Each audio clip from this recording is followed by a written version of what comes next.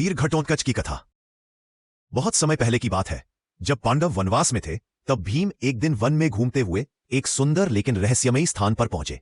वहां उन्होंने देखा कि एक असुर कन्या रो रही है। उसका नाम था हिडिंबा। हिडिंबा ने बताया कि उसका भाई हिडिंब मनुष्यों को खाकर जीवित रहता है और उसने आज भी किसी मनुष्य का शिकार करने का आदेश दिया है। भीम को देखकर हिडिंबा के हृदय में प्रेम जाग उठा। उसने कहा, हे वीर, तुम यहां से चले जाओ, वरना मेरा भाई तुम्हें मार डालेगा। परंतु भीम नहीं डरे।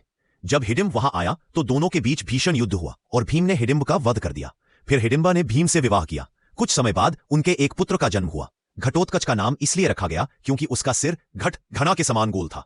वह आधा असुर और आधा मानव था, इसलिए उसमें अद्भुत शक्ति और जादुई सामर्थ्य थी। वह पल भर में आकाश में उड़ सकता था, अपना आकार छोटा या विशाल बना सकता था और बिजली की गति से युद्ध कर सकता था। उसका हृदय बहुत दयालु था। वह हमेशा पांडवों की रक्षा करता था और दुर्योधन के सेनापतियों से पांडवों की ओर से लड़ा करता था। जब महाभारत का महायुद्ध आरंभ हुआ, तब घटोत्कच भीम के साथ पांडवों की ओर से लड़ा। उसने रात के समय युद्ध में ऐसा अद्भुत पराक्रम दिखाया कि कौरवों की सेना में भय छा गया। उसके मायावी रूप से दुर्योधन के सैनिक भयभीत होकर भागने लगे। लेकिन कर्ण के पास एक दिव्य अस्त्र था, इंद्रदत्त शक्ति, जिसे वह केवल एक बार प्रयोग कर सकता था। वह अस्त्र अर्जुन को मारने के लिए रखा गया था। परंतु घटोत्कच के मायावी युद्ध से व्याकुल होकर दुर्योधन ने कर्ण से कहा कि वह अब उसे प्रयोग करे।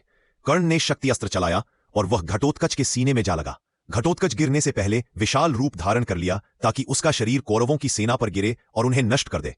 उसका शरीर धरती पर गिरा और बिजली की तरह ध्वनि हुई। अर्जुन बच गया और भीम की आंखों में आंसू आ गए। श्री कृष्ण ने कहा, भीम, दुखी मत हो। घटोत्कच ने आज अपना जीवन बलिदान देकर पांडवों की रक्षा की है। कर्ण की शक्ति अब समाप्त हो गई और विजय अब तुम्हारी होगी। घटोत्कच का नाम आज भी अमर है। वह वीर जिसने अपने प्राणों की आहुति देकर धर्म की रक्षा की और महाभारत के युद्ध में पांडवों की जीत का मार्ग प्रशस्त किया।